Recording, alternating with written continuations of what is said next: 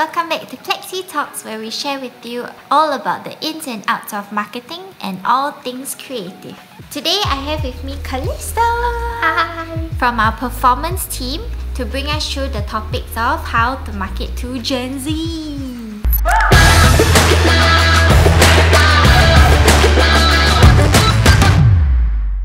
So, Kel, seeing that you're part of Gen Z, do you want to share with the audiences about what Gen Z is? So Gen Z is like the age range of people who are born between 1997 to 2012. So the oldest Gen Z is probably around 25 and the youngest is about maybe 15, like 14 to 15 to 16. Yeah, like the young teenagers. So I think like as a Gen Z, right, I'll admit I'm always on social media, I'm always on my phone, and I'm always like consuming content lah. It's a bad thing, my mom hates it when I'm always on my phone. With that being said, right, that means there's a lot of room for brands to outreach to people like me. So today we're gonna go through all of that. So we're gonna take you through 5 important factors for brand to take note of when marketing to Gen Zs. Alright, so starting off with point number 1. There is value in humor. So I think like honestly for me, I really like watching funny content on TikTok especially. Yeah, because all these funny videos are really what like captivates me, and I also believe that, you know, through humor it's able to build an emotional connection between the brand and audiences. And you know what I mean, like I use social media for entertainment, so if a brand is not entertaining on social media, why would people be attracted to it, right? Yeah, and as long as you're able to provide good value through these funny content and do it well, I think that's when you can really reach, you know, like our generation. Okay, so in terms of like what's entertaining, basically you're saying that right now humor is something that is the most relevant to Gen Zs. So in terms of humor, it can be very subjective, right? Maybe you would like to give us some examples? Okay, so the first account that comes to my mind would have to be Duolingo on TikTok. Like, you know, it's a big, they use their mascot as their front of their social, like their TikTok content videos, and it's really, really funny because they're able to effectively jump on trends, right, really, really fast. They're able to create very like, you know, very sassy like captions in their videos. You know, their content is really very like, there's a lot of character to it, like, and it was like really my first exposure to the app. I've heard of it before, but that was really what caught my attention. And you know, the humor that they have on their social media platform, right, actually really gave me a very good like positive association with the brand, and I ended up downloading the app because, you know, I really like what they post. It's really very funny.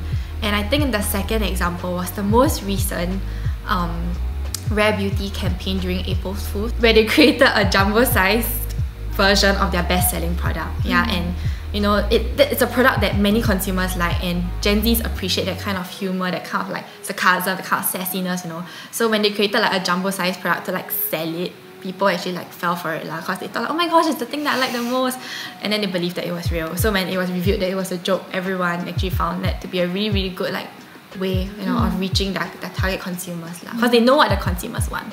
So like brands, you have to do that. You have to know what your consumers want. Yes. Moving on to point number 2, knowing their slangs. So as we all know, generational slang is nothing new. Comparing like millennial slangs to Gen Z slangs, we have, say, millennials, we used to call people losers, whereas now you guys call them L. So it's just a short form version of what we used to call others. Yeah, so maybe you want to bring us through? Yeah, so I think like knowing how Gen Zs communicate and knowing their slangs is really, really important, because it actually shows like relatability. Like, it shows like how the brand is like, I guess in a sense, making an effort, you know, to be like relevant to their consumers, to ensure that they're on the same page and they communicate the same. By ensuring that, you know, you're communicating on the same like bandwidth, it also shows how the brand is trying to keep up with who they're trying to target. And I guess it really does help. Let's say I'm watching like a content piece and I see like, oh, this brand actually like, you know, using this kind of like slang, I know that, oh, that they're trying to reach me. And in a sense, I guess it's also linked to humor lah, because some Gen Z slangs are quite funny. And if a brand is able to do it well, yeah, it shows like, okay, it's funny and it's also trying to like, it's relatable to me. Yeah, and I think another important thing to note is to not like try too hard or overdo it. It has to come naturally also, like using all these slangs in the content, or even like the way they communicate, let's say like captions and stuff like that. So before we go on to the next tip, if you're liking the video so far, don't forget to subscribe to our channel and like this video. Point number 3, educational and inspiring content. So I think for this point, right, like how I mentioned, you know, Gen Zs really use social media like all the time. You know, I treat social media like my search engine in a sense where, let's say if I don't know where to eat, maybe I'll like see what have people talked about recently or what have people posted. So just like how we follow like different accounts, maybe on a personal level, like maybe I see my friend post about like this restaurant, I was like, oh, it looks good, I want to go there. I think that's how brands can really engage with Gen Zs in a sense, by, you know, maybe like marketing their, because let's say it's a cafe trying to reach out to Gen Zs, you can show like, oh, what's on their menu, you know, this kind of like, in a sense, educational, because it's bringing like brand awareness to consumers on the platform. And also like if let's say a fashion brand is able to provide like hacks in the sense like, oh, how do we style this new dress that we're launching, you know, as a consumer, if I chance upon this content, I'm like, oh, this dress can be worn in 5 ways, I can buy it because I know I'm able to get like my value for money. Yeah, so I think that's a very like key like content strategy or content pillar that brands can like look out for lah. Yeah, because just like how like influencers are doing such thing like guides, how-to hacks, I think it's a very good avenue for brands to like tap on it as well. Okay, so in terms of like educational contents or inspiring contents that you've seen across the social media platforms, right, is there any like particular content that really sticks to you, or like it made you download something, it made you want to buy something, like you mentioned about like the dress, how to wear it 5 ways? Yeah, so definitely I have been a victim of seeing like people or brands post about things like, oh, you know, this is why you should get it because you can do this in this manner, or this is your next like inspiration, next place for you to go, your next event or activity in Singapore. Like they always like date ideas, activity ideas, and I think a really good avenue for brands to tap in, right, is actually the new like Lemonade app. So you know there's like Pinterest where people post like their inspirational boards. There's also like a Chinese app called the Little Red Book, and also now there's like a new up and coming one, Lemonade, where a lot of influencers have jumped on, and even some brands as well. And I guess it's really good because the entire app is really based on the preface of like people posting, you know, like their reviews, their guides, or like even like inspirational tips, like maybe how to like do photography, how do you edit videos, what are some ways you can like make content in a sense. Yeah, I think if brands are able to jump on that kind of like content in a sense where they push out like proper like maybe like longer form of like reviews and captions where it guides like their audiences, I think that's a very good platform they can use to influence and even like market to Gen Zs. Yeah, because I know that it's a really up and coming app. Like, a lot of my friends are on it. A lot of them are using it to know like, oh, where should they go, what should they do in like even overseas, you know. Yeah, it's such like a universal thing. It's really like a lot of ways like people can utilize the app to post like stuff that can inspire and educate people. So I think that's a very good like avenue to do so. And I think in terms of like jumping on educational and inspiring content also, it's not so much of having to like hard sell the product or like the service that you have, but it's more of like what you mentioned, providing value. Because I've also seen the Lemonade advertisements on my site, and it's a lot of different form of contents that they have produced, like reviews whereby it increases credibility for the brand, which I think it's also very interesting. And on that point, actually can be linked to like UGC, where you know, with all these people creating such organic content like reviews, right, or even like how they have started something or what they have done at this like activity or event, right, it's actually a very good platform for brands to tap in, like using all these UGC content. Because when like I as a consumer, if I see someone like me like supporting this brand or patronizing like this kind of like service, it will make me feel like more inspired or influenced to want to do it. And I guess it's like influencer marketing, but I think UGC goes a little more like subtle, you know. It's not so like pushing like the product to me. Alright, so moving on to point 4, keeping content snappy and short, because as we all know, Gen Zs have a pretty short attention span, right? I guess it's quite obvious, like Gen Zs do have shorter attention spans, and that can be attributed to the fact that everything has been like so easily like accessible to us, you know. Like we all want that instant gratification, we all want to be able to like get our answers like fast, we want to have everything just like so like at our own convenience, you know. And as such, right, let's say if you're a brand pushing out content, so the very first point, maybe like if you're putting out a photo on Instagram or infographic, right, the information should be very, very clear and upfront. Like one look, right, the audience should be able to know like, oh, what is this brand or what is this post trying to tell me, and the information should also be very easy to digest, such so that nothing gets like lost in communication. Yeah, and on my point about like humor, you know, like let's say putting out content on like TikTok or maybe Instagram Reels, yeah, the video should always like be able to retain our attention, which is why they always say the first 3 seconds is important. But now I'm seeing like people post that the first second is important.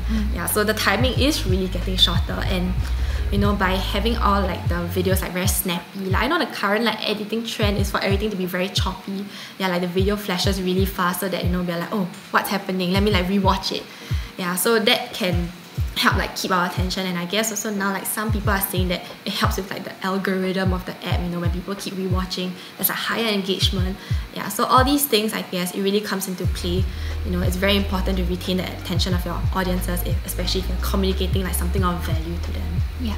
And I think expanding on this point, I think it also depends on the relevance of the platform that you guys are on. So if let's say in the future there are any other platforms that allows longer form contents, you as a Gen Z, do you feel that you would be okay to digest a longer form content based on the like algorithm or like the platform culture and stuff? Or is it really solely because you guys are on TikTok and Instagram because the contents that you are digesting is shorter?